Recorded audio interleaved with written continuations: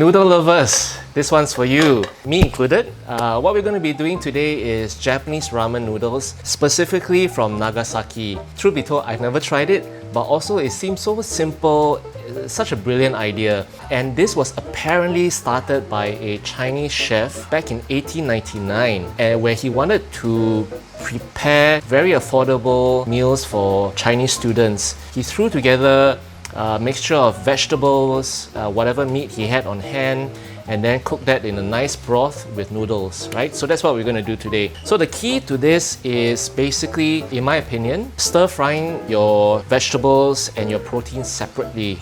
Add in about 1 or 2 teaspoons of pork lard oil. Pork belly goes in first. We're going to render the fat out, but because they're cut very thinly, so they're also going to cook quite quickly. Hey, the pork's familiar. Is it mine? Hello? Is it my sukiyaki pork? Where's the voice coming from? You have to confess on camera. Yes, the pork I've been cooking for you diligently for the past 3-4 days. Only because it's that good, right? Okay, sorry for the distraction. Pull the pork out. Okay, next what we're going to do, in the same pan are prawns. Heat this with a bit of salt and some black pepper. Same thing, we're not going to cook this for very long. Okay, and then just flip over for basically about a minute, and then we'll also pull the prawns out. So we're going to cook our vegetables next. So we add in more of the pork lard. So then we add in our onions, spring onions. So we just want the onions and the leek to soften. Okay, then we're going to add in carrots and cabbage. I'm going to add a little bit of salt again just to draw out some of the water, and some black pepper too. So we're going to stir fry this until it's cooked. Next, add in some Japanese fish cake, some corn and bean sprouts. So the bean sprouts and corn, you sort of add it in last because you don't want to overcook that.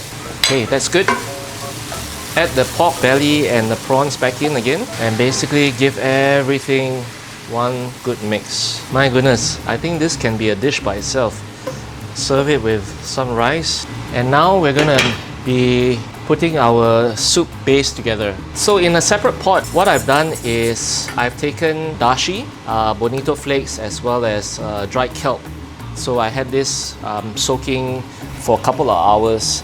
And then to that, I've added also pork bone stock. So this one is pre-bought. Okay, we're gonna do soy sauce, mirin, oyster sauce, and then we're gonna add in grated garlic and ginger. So bring this up to a boil and make sure that the garlic and ginger is dissolved into the stock. So at this time, I'm gonna go ahead and add in your ramen noodles. I'm cooking it in the soup base itself because I want the starch from the noodles to basically thicken the soup. Time to fish out our noodles. So now that it's nice and hot, we're just gonna put this straight into the bowl. What we're gonna do next is add in milk.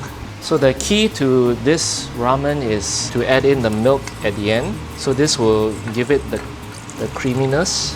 You also don't want the milk to harden, so you add it a bit at a time with the heat off. Then we're gonna add a nice heaping portion of the vegetables and the pork. 2 prawns for my hangry taste tester. Last thing we're gonna do is just top this off with some spring onions. Okay, there we have it.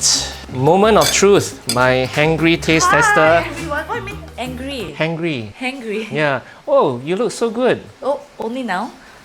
No. Thank you, but this is not bonito.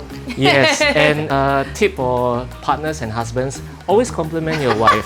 Rich reflect moment right there.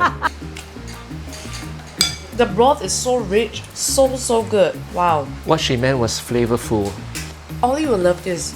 right? But it will be a bit too salty for him. We have to dilute it a bit. Okay. Yeah, but Well, so good. I'll make a fresh. All right. Is that my cue to go? Yes. Now it's my turn. Okay, so there you have it.